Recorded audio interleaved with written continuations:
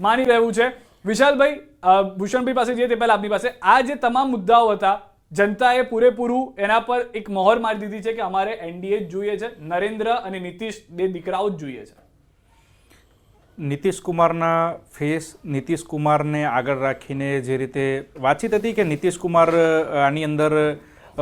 એમની ઉંમરના કારણો ઘણા બધા આપવામાં આવ્યા હતા કે ઉંમરને લઈને હવે આગળ એમને પણ મેં તમને આગળ પણ વાતચીત કરી કે નીતિશ કુમાર હવે ભારતીય જનતા પાર્ટી છે એ નક્કી કરશે, મોવડી મંડળ નક્કી કરશે કે આની અંદર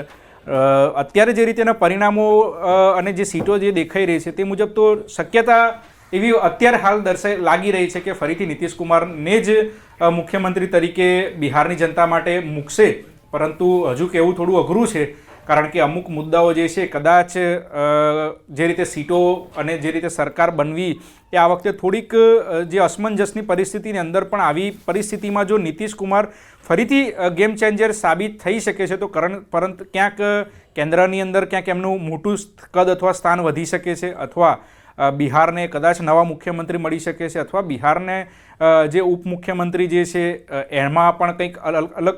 મતલબ કે ભારતીય જનતા પાર્ટી એનડીએની સરકાર એ જેડીયુ સાથે મળીને આ વખતે કંઈક બિહારની અંદર નવી શરૂઆત કે બિહારના લોકોને જે નવી વસ્તુ બિહારમાં જો ભાઈ આપને રોકવા માંગીશ, અત્યારે પ્રતિક્રિયાઓ આવી રહી છે તે સાંભળીએ। आगे की रणनीति आगे चर्चा करेंगे, आज फिलहाल नतीजों पर ही फोकस करते हैं। आगे की रणनीति बाद में बात करेंगे, आज सिर्फ नतीजों पे बात करेंगे। Sir, you were raising the issue of vote chori and SIR in particular. Do you believe that it hasn't